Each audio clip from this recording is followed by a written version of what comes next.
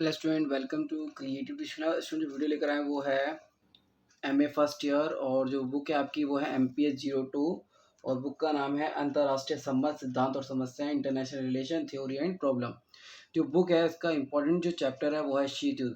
इसके ऊपर एग्जाम में एक क्वेश्चन आता है कि शीत युद्ध क्या है, उसके कारण क्या थे, उसके परिणाम क्या थे, या उसकी उत्पत्ति कैसे हुई, उसके प्रमुख चरणों का वर्णन करें या शीत युद्ध के अंत का वर्णन करें। तो ये क्वेश्चन इसके ऊपर कई बार एग्जाम में पूछा गया है और अलग अलग तरीके से पूछा गया है। तो मैं आपको बताऊंगा कि शीत युद्ध के कारण क्या थे, परिणाम क्या था, उसका अर्थ और प्रकृति के बारे में बताऊंगा, उसकी उत्पत्ति कैसे हुई उसके बारे में बताऊंगा, और इसके एक तरीके से अंत कैसे हुआ वो भी मैं आपको बताऊंगा शॉर्ट तरीके से। कुछ बच्चों के डाउट रहते हैं कि सर जो आप लिख रहे हैं सिर्फ वही समझा रहे हैं, तो सबसे मेन मैं आपको जो लिख कर बता रहा हूँ ये मेन में पॉइंट है, आप इनको एक्सप्लेन कर सकते हैं, इनको एक तरीके से जो ये एक तरीके शॉर्ट तरीके से लिखे गए हैं ताकि आपको एक तरीके एग्जाम में इसकी हेल्प हो सके और आप इसके जरिए आप क्वेश्चन को आंसर को अटेम्प्ट कर सकें, ताकि आपका क्वेश्चन छोटे ना और आप उसको कंप्लीट कर सकें। तो स्टार्ट करने से पहले यदि आप इस चैनल पर नए हो और आपने अभी तक चैनल को सब्सक्राइब नहीं किया है तो प्लीज़ चैनल को सब्सक्राइब करें और बेल आइकन का बटन दबाएं ताकि जो भी वीडियो आते हैं इसकी नोटिफिकेशन आपके पास जल्द से पहुंच सके। तो स्टार्ट करते हैं शीत युद्ध का अंत। अब इसमें क्वेश्चन आ सकता है कि शीत युद्ध क्या है, शीत युद्ध क्या है, शीत युद्ध का अंत और प्रकृति के बारे में पूछने के अर्थ और प्रकृति और उसके उत्पत्ति कैसे हुई, उसके अंत कैसे हुआ, कई भी तरीके से क्वेश्चन पूछा जा सकता है। अब मैं जितने भी पॉइंट बताऊंगा यदि कोई भी क्वेश्चन आता है आप उसमें एक तरीके अटैम्प्ट कर सकते हैं। तो पहला जो पॉइंट है, शीत युद्ध वास्तव में कोई सशस्त्र संघर्ष नहीं था बल्कि आतंक युद्ध कहा जाता है, मतलब इसको आतंक युद्ध कहा जाता है। और इसमें एक तरीके से आप लिख सकते हैं कि शीत युद्ध को आतंक युद्ध कहा जा सकता है और इसे सशस्त्र सेनाओं के माध्यम से नहीं प्रजातंत्र और एक कूटनीति के माध्यम से लड़ा गया था, मतलब एक कूटनीतिक तरीके से इसको एक तरीके से लड़ा गया और ये एक तरीके से महत्वपूर्ण देखा गया किस वजह से लड़ा गया। और द्वितीय विश्व युद्ध के उपरांत एक नए अंतर्राष्ट्रीय व्यवस्था का उदय हुआ। इस व्यवस्था की उत्पत्ति दो महाशक्ति अमेरिका और सोवियत संघ द्वारा निर्धारित रही। अब इसमें मैंने आपको 2 पॉइंट बताए, 2 पॉइंट के अलावा भी मैंने इसमें एक्स्ट्रा बताया। पहला पॉइंट बताया कि शीत युद्ध वास्तव में कोई सशस्त्र संघर्ष नहीं था बल्कि आतंक का युद्ध कहा जाता है और ये एक तरीके से कूटनीति और प्रजातंत्र के माध्यम से लड़ा गया। ये आप पॉइंट इसमें एक्स्ट्रा ऐड कर सकते हैं। नेक्स्ट, द्वितीय विश्व युद्ध के उपरांत एक नए अंतर्राष्ट्रीय व्यवस्था का उदय हुआ और इस व्यवस्था की उत्पत्ति दो महाशक्ति अमेरिका और सोवियत संघ के बीच में हुई।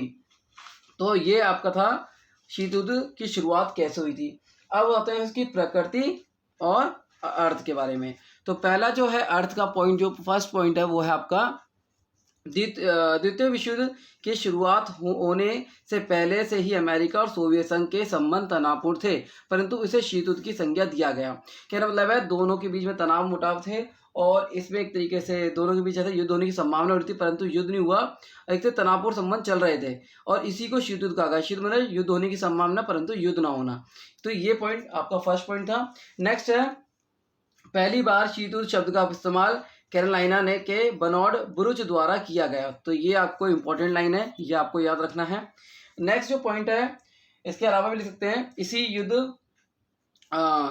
इसी शीत युद्ध के कारण अंतर्राष्ट्रीय राजनीति जहां एक और गुटों में विभक्त हो गई, वहीं दूसरी ओर इसके प्रभाव, प्रतिस्पर्धा और महत्वाकांक्षाओं के कारण निशस्त्रीय विश्व शांति व सुरक्षा, अंतर्राष्ट्रीय व्यवस्था तथा अंतर्राष्ट्रीय संगठन के आदर्श असफल होते रहे। कहने वाला है शीत युद्ध की जो कारण अंतर्राष्ट्रीय राजनीति जहां एक तरफ गुटों में विभक्त हो गई, गुटों में बढ़ चुकी थी, उसके प्रभाव, प्रतिस्पर्धा जो थी, निशस्त्रीकरण, विश्व शांति, सुरक्षा और अंतर्राष्ट्रीय व्यवस्था के रूप में एक तरीके विफल होती रही, मतलब कि एक तरीके से कोशिश जारी रही मगर वो सब क्या हुआ, विफल होते रहे।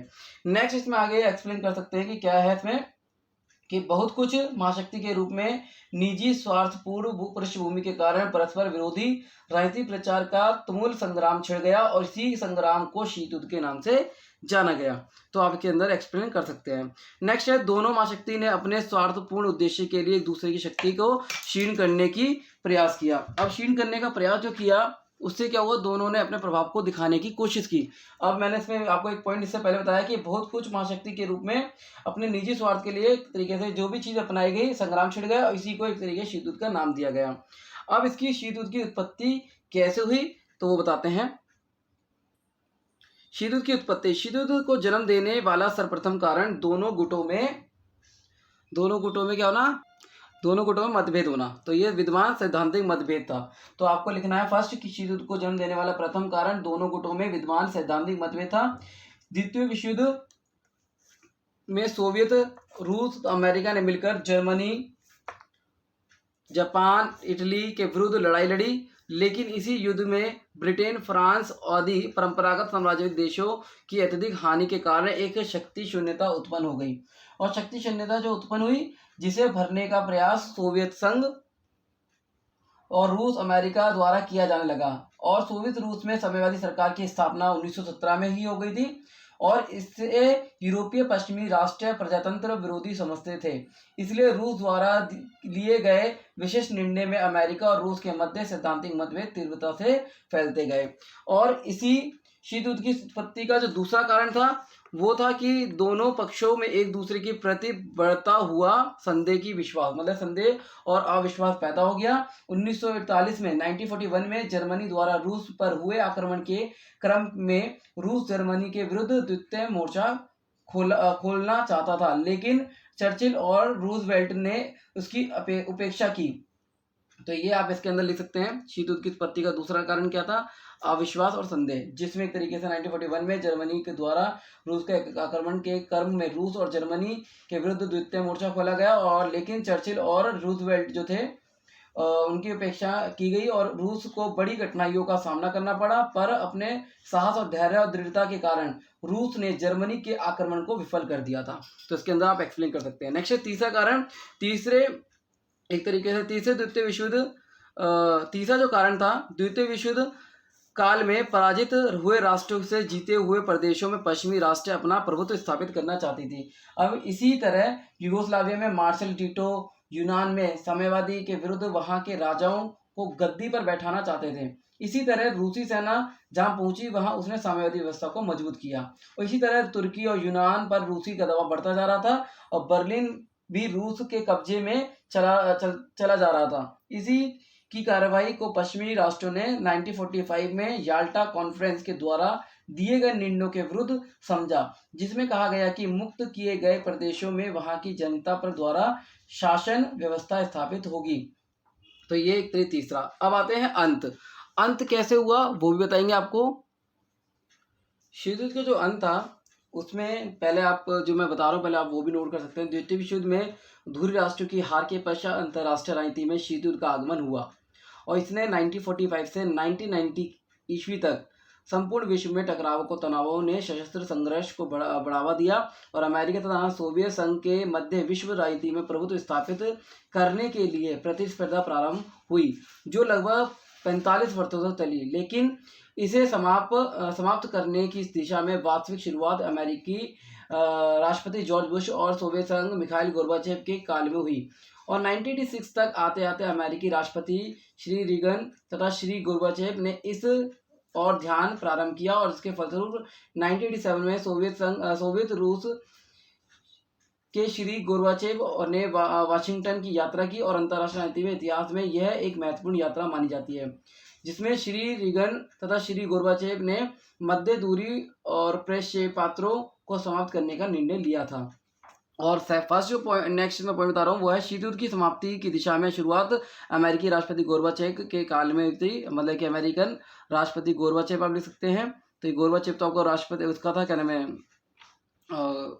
रूस का और अमेरिकन के द्वारा और राष्ट्रपति गोर्बाचेव के काल में हुई थी। अमेरिकी सोवियत संघ के मध्य सामाजिक वार्ता के परिणाम स्वरूप आपसी विश्वास सद्भाव में वृद्धि हुई, इससे आक्रमण रुख में बदलाव आया। और थर्ड जो पॉइंट है, दोनों राष्ट्रों में शांतिपूर्ण सह अस्तित्व, आपसी सहयोग, विकास से विचार विमर्श का मार्ग प्रशस्त हुआ, और ये प्रशस्त जो हुआ उसके परिणाम के निकले अंतर्राष्ट्रीय मामलों में शीत युद्ध की दूरगामी परिणाम रहे। अविश्वास के कारण उत्पन्न भय की वजह से दोनों गुटों में हथियारों को जमा करने लगे। फिर दूसरा कारण क्या था, परिणाम क्या निकला, दोनों ही गुट एक दूसरे की बढ़ती शक्ति के निहित करने के लिए गठजोड़ बनाने लगे, जैसे नाटो, सीटो, सेंटो, इनके ऊपर भी क्वेश्चन आ सकता है, टिप्पणी आ सकती है। नेक्स्ट है जो थर्ड पॉइंट जो परिणाम निकला वो था कि स्वतंत्रता प्राप्ति के बाद एशिया, अफ्रीका एवं लैटिन अमेरिका के अधिकांश देशों महाशक्ति द्वारा निर्मित सैन्य संगठनों में दूर रहने के निश्चय किया, और शीत युद्ध ने विश्व में एकता की कल्पना को बहुत अत्यधिक क्षति पहुंचाई और होड़ के कारण अधिकांश खर्च सैन्य खर्चों में किया गया।